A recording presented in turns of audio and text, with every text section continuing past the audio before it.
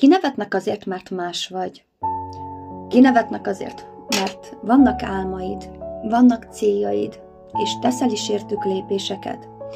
Ufónak néznek azért, mert téged érdekel az önismeret, az önfejlesztés, vagy a spiritualitás.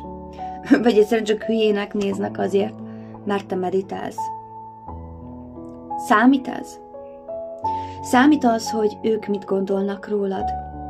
Számít az, hogy ők nem hisznek benned? Nem. Egyedül egyetlen egy dolog számít. Az az, hogy te magaddal elégedett legyél. Te saját magadnak megfeleljél. Az, hogy te keresd az utat. Keresd a megoldást. És hogyha érdekel téged a spiritualitás, az önismeret, vagy az önfejlesztés, nem vagy ufó. Semmi baj nincsen veled. Nem mindenki tart ott, ahol te tartasz.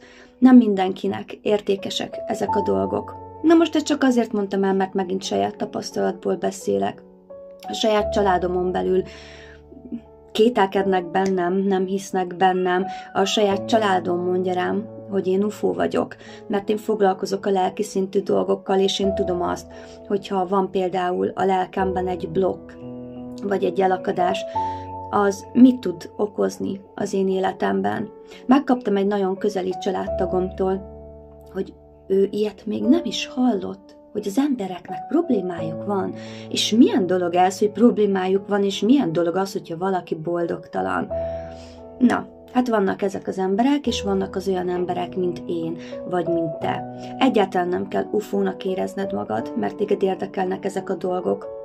Érdekelnek a lelki dolgok, érdekel a mélység, érdekel a felsőbb erő, hívjuk bárhogy, Istennek, univerzumnak, angyaloknak, teljesen mindegy, hogy minek hívjuk. Nem vagy ufó. Nem vagy ufó azért, mert meditálsz. Nem vagy ufó azért, mert keresed saját magadban a válaszokat. És nem vagy ufó azért, mert vannak blokkjaid, vannak elakadásaid, és azokat meg akarod oldani. Nem vagy ufó akkor sem, hogyha boldogtalannak érzed magad, és meg akarod változtatni az életedet. Miért kéne megelégednünk azzal, hogy úgy élünk ezen a földön, úgy élünk meg minden napot, hogy szenvedünk, vagy éppen csak túlélünk. Álmok nélkül, célok nélkül, csak letelik egy nap, aztán fölkelünk, és jön a másik, jön a következő. Valóban erről szólna? Én nem hiszem. Én hiszek abban, hogy valami sokkal nagyobb dolog miatt vagyunk itt. Sokkal értelmesebb dolog miatt, és hogy igenis van értelme az életünknek. Kinevethetnek engem is. Nem érdekel. Nem leszek attól kevesebb. Azért, mert engem ezek a dolgok érdekelnek. Lenézhetnek. Nem számít. Én akkor is a saját utamat fogom járni, és tudjátok, hogy miért? Mert ez nekem jó.